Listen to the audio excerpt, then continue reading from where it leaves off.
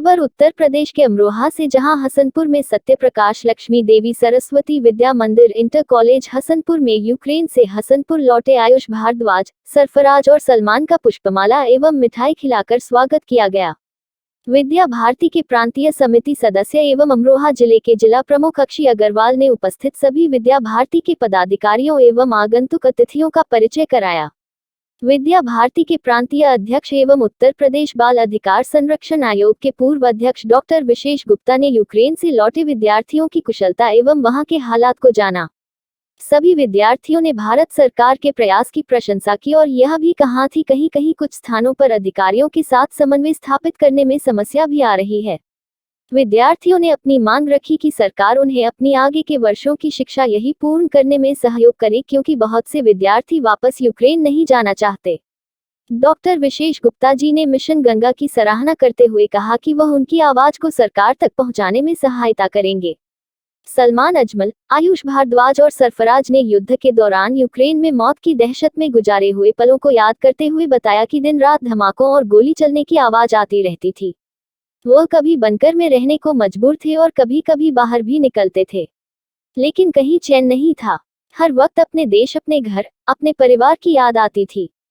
हम सब ने रो रो कर दूतावास से स्वदेश भेजने हेतु मदद करने को कहा, लेकिन वहां किसी ने हमारी मदद नहीं की। सलमान अजमल, आयुष भारद्वाज और सरफराज ने बताया कि उनके अलावा हजारों छात्र भारत सरकार की मदद से ऑपरेशन गंगा के तहत सकुशल भारत वापस आ पाए हैं। उन्होंने संयुक्त रूप से स्लोवाकिया, रोमानिया स्थित भारतीय दूतावास, यूक्रेन, स्लोवाकिया और रोमानिया के सैनिकों और वहां के नागरिकों के व्यवहार व सहयोग की भी काफी प्रशंसा की।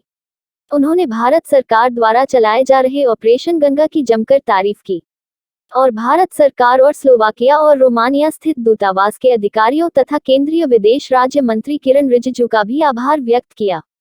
परंतु उन्होंने संयुक्त रूप से यूक्रेन की राजधानी कीव में स्थित भारतीय दूतावास के अधिकारियों व कर्मचारियों पर सहयोग न करने और अपने काम में लापरवाही करने के आरोप लगाए। से वापस आए छात्रों ने बताया कि वह अपने साथियों के साथ अपनी व्यवस्था से ही पहले पैदल रेलवे स्टेशन पहुंचे और रेलवे स्टेशन पर दूतावास द्वारा किसी विशेष ट्रेन की व्यवस्था न होने पर अपनी व्यवस्था और अपने अपने खर्चे से बस व ट्रेन में पैदल रोमानिया व स्लोवाकिया पहुंचने में कामयाब हुए। रास्ते में चेक पोस्टों पर सैनिक और नागरिक हथियारों से लैस खड़े थे, लेकिन वह भगवान की मदद से भारत का झंडा दिखाकर बॉर्डर पास करने और रोमानिया व स्लोवाकिया पहुंचने में सफल रहे, जहां स्लोवाकिया के नागरिकों और सरकार ने और भारतीय दूतावास के अधिकारियों व कर्मचारियों ने भी उनका काफी सहयोग किया। उन्होंने स्पष्ट किया कि भारतीय दूतावास के अधिकारियों व कर्मचारियों ने कीव में उनकी अथवा दूसरे छात्रों की कोई मदद नहीं की और न ही उनके लिए किसी बस या ट्रेन की व्यवस्था कराई।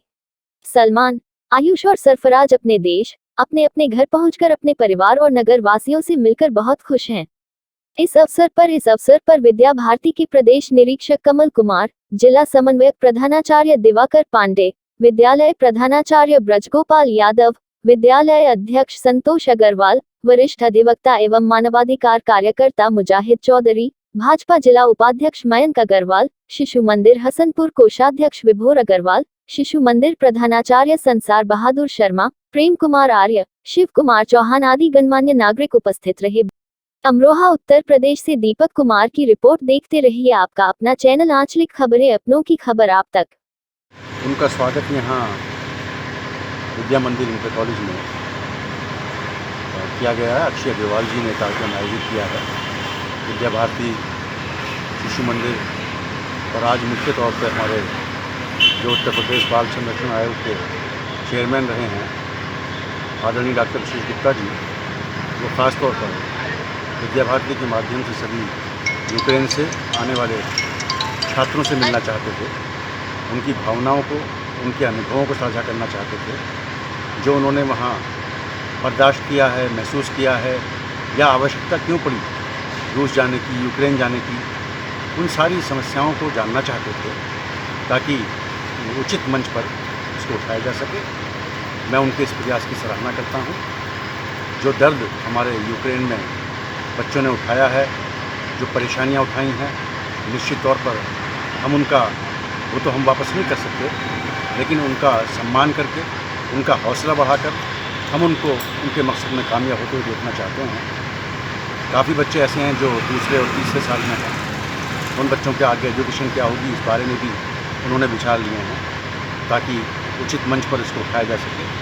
मैं यूक्रेन में जितने हमारे नागरिक आ चुके हैं और जो बाकी हैं ख़ासतौर पर सूनी में और एक दो शहरों में और बाकी हैं, उनको भी शीघ्र लाने के लिए सरकार से मांग करना चाहता हूँ। ऑपरेशन गंगा अभियान निश्चित तौर पर एक सफल अभियान साबित हुआ है।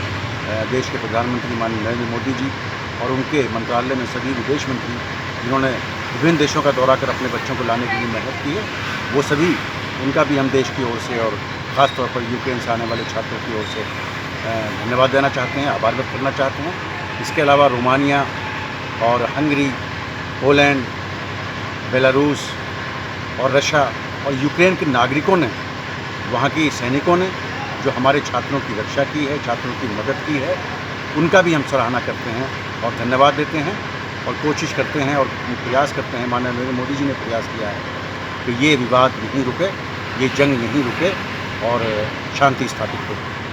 इन्हीं उद्देश्यों के साथ मैं आप सबका भी शुक्रिया अदा करता हूँ। मीडिया ने ख़ास तौर पर देश वापसी में एक महत्वपूर्ण भूमिका निभाई है, तो देश की मीडिया का भी बहुत हार्दिक धन्यवाद। यहाँ आज हसनपुर के सरस्वती विद्या मंदिर इंटर कॉलेज में विद्या भारती पश्चिम प्रांत की ओर से आज हम सभी लोगों ने ये इच्छा व्यक्त की थी कि अपने हसनपुर उसके आसपास के जो भी छात्र हमारे यूक्रेन या उसके आसपास वाले विश्वविद्यालयों में जो चिकित्सा की शिक्षा, मेडिकल शिक्षा लेने गए थे, वो जो लौटे हैं और सुरक्षित लौटे हैं। और भारतवर्ष में जो ऑपरेशन गंगा है या केंद्र सरकार ने जो काम किया है उसके विषय में क्या इनकी राय है, कैसे इनके अनुभव हैं, वहाँ मेडिकल शिक्षा कैसी है, क्यों इनको जाना हुआ, इस बात को लेकर चर्चा हुई। तो पहली बात तो ये निकल कर आई कि भारतवर्ष में चूँकि यहाँ जो स्वीकृत पोषित मेडिकल एजुकेशन है वो महंगी है और उसमें काफ़ी महंगा होने के कारण से ये लोग यहाँ से धीरे धीरे विदेशों में चले जाते हैं। और इसलिए चले जाते हैं कि वहाँ 25-30 लाख रुपए खर्च होता है या 70-80 लाख रुपए से 1 करोड़ तक खर्च होता है। तो निश्चित ही एक तो ये बात निकल कर आई। दूसरा ये था कि हिंदुस्तान से जाने का कारण ये भी है इनका कि वहाँ आसानी से अनुशासन के साथ में अच्छी लैब है, अच्छी पढ़ाई है। ऐसा नहीं कि हिंदुस्तान में अच्छी पढ़ाई नहीं है, लेकिन ऐसा आकर्षण बना है कि विदेश की पढ़ाई अच्छी है। लेकिन विदेश की पढ़ाई अच्छी होने के नाते तमाम प्रकार की परीक्षाएं वहाँ भी हैं, हिंदुस्तान में भी हैं, जिससे इनको गुजरना पड़ता है। परेशानियाँ विदेश में भी कम नहीं हैं, सब चीज़ें सुलभ नहीं हैं।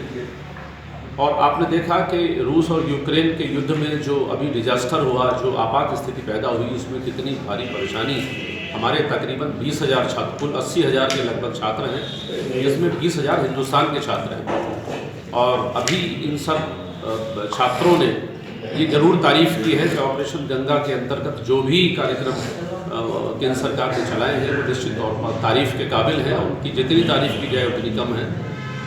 लेकिन इन्होंने ये कहा है कि वहाँ यूक्रेन में जो एम्बेसी है उनके कुछ बिहेवियर ख़राब होने के कारण से इन लोगों के रेस्पॉन्स अच्छे नहीं मिले।